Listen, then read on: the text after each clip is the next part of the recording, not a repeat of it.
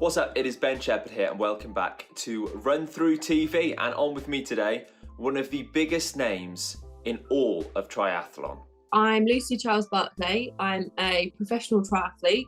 Used to be a swimmer growing up. I'm now a 70.3 world champion in the Ironman triathlon, multiple Ironman and 70.3 Ironman winner, and yeah, just living my best life being a triathlete. But look, you're not born one of the greatest triathletes on earth, so let's hear a little bit more about Lucy's story. My parents were super active, so myself and my sister as kids, we always would go swimming on the weekend, or we had mountain bikes, so we'd go out cycling together. We just live a really active, fun lifestyle. And I think as young as maybe 8 or 9, I was watching the Olympic Games on the telly, and I kind of was saying to my mum and dad, I want to do that, that's what I want to do. And at that age, I just started getting into swimming and I loved it and was super competitive even as a really young kid, but also had this crazy desire to always do the hardest event that there was. So in swimming, to begin with, as a 9-year-old, I wanted to swim the 200 butterfly, which no one wants to swim. It's a really, really hard event. And I did that at that age. And then as I got older, I was like, oh, I think the longer the distance, the harder it is. So I started to get into doing the distance swimming and eventually trying to make the marathon swim in the London Olympics. That was what I was trying to do. And she very nearly did, just narrowly missing out on the squad. But that did lead to Lucy changing direction a little bit for a while. I was like, what do I do now? So I actually quit sport altogether and I started working at a wildlife park called Paradise Wildlife Park, which is in Hertfordshire, if anyone knows it. I worked there for a little while. I was part of their social media and marketing team and helped out where I could with that.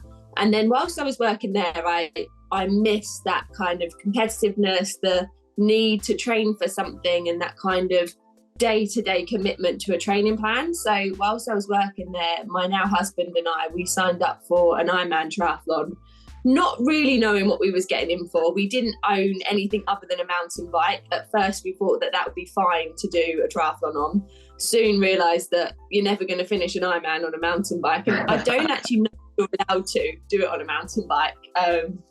So we kind of learned about what it was, invested in some equipment, got some second-hand road bikes, and then about a month before got a time trial bike, which I wouldn't recommend doing because we hadn't had much practice on them. But we finished that first Ironman triathlon, both of us, and was just hooked on the sport. And I guess from something that went from trying to just be a really fun challenge, it's now become both of our careers. And we never could have imagined that at the beginning when we signed up for that first Ironman, that actually we'd be doing pretty well and on a world stage. So yeah, it's been a crazy journey to get to this point for sure. I'd say pretty good was a slight understatement. If you don't know, by the way, an Ironman, 2.4 mile swim, 112 mile bike, and then a marathon, just the 26.2 miles strapped on at the end. And after some pretty good results at age group level, very good results at age group level, she decided to get her pro license and drop everything else, which was a decision that must have been pretty nerve-wracking.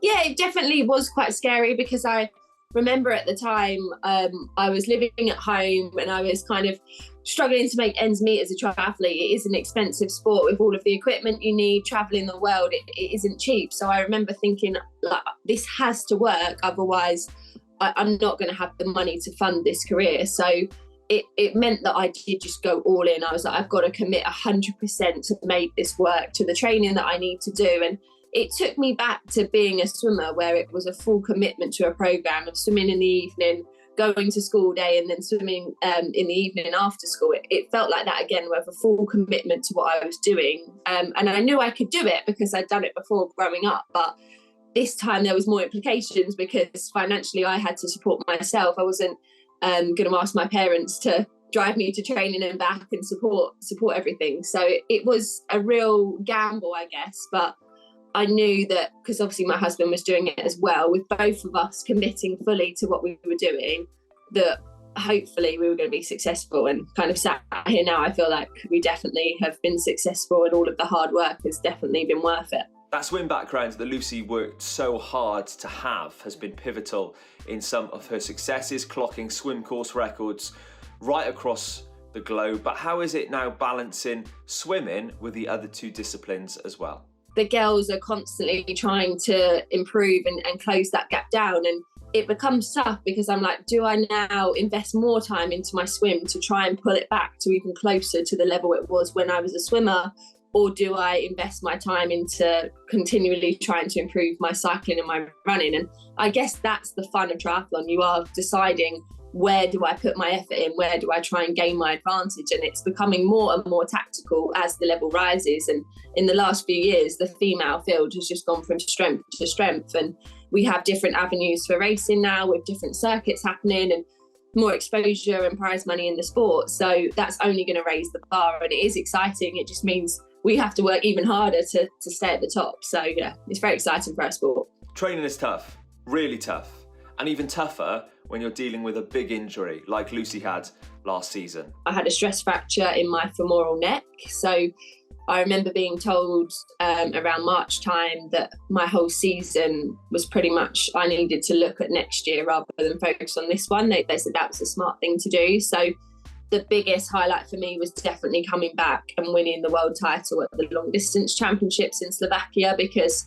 I hadn't been training for that long at that point. I felt like I was ready to race, but I didn't feel like I was going to put down a performance like I did. So that was the biggest highlight, just putting the injury behind me and being like, I'm back racing now, doing what I love doing. It was also amazing to get back to Kona after such a long break because of COVID and not being able to travel to the Big Island for the World Championships there. So coming second there again was bittersweet in a way. It was tough because I obviously want to get the win there. It's the fourth time I've been second, but at the same time, I didn't think I would be there because of the injury. And actually to still come second despite all of the setbacks this year was amazing. And it actually felt like my strongest performance I'd had there. I felt consistent over the whole day. I didn't feel like I faded on the run like maybe I have done before. So the future is exciting for me in that race. I feel like we're really getting somewhere with that, and I feel more confident than ever that I can win that race. I think that was really good. And there is absolutely no doubt in my mind, and I'm sure you feel this as well after watching this conversation, that at some point in the not too distant future, Lucy is going to be standing at that #1 podium spot in Kona. We get more into the injury and Lucy's comeback in the full version of this conversation, which you can check out on our YouTube now. Look, let's get into something that Lucy actually joined us for this year, which was super exciting, and we loved having her actually for the second year on the bounce at Run Alton Towers. Yeah, it's such a fun race. I did it last year with all the family and some friends, and as soon as we'd done it and we enjoyed the weekend, obviously doing the run and then going in the theme park is such a unique experience. And after we did it last year, all of the family were like, we want to do it again next year. So that was kind of my Christmas present to all of them, was that I'd signed them up to do it the following year. So they were committed. They knew they had to do it. But yeah, it's a great run. It's so different to anything I've done before. I've never run around a theme park before. And actually this year was great because with less restrictions, it just felt like there were so many more people supporting the event as well as running it. So yeah, we loved it. We had a great experience. We had a bit of a competition going on as well, which my sister at the moment is working on a vlog for the event and what we did.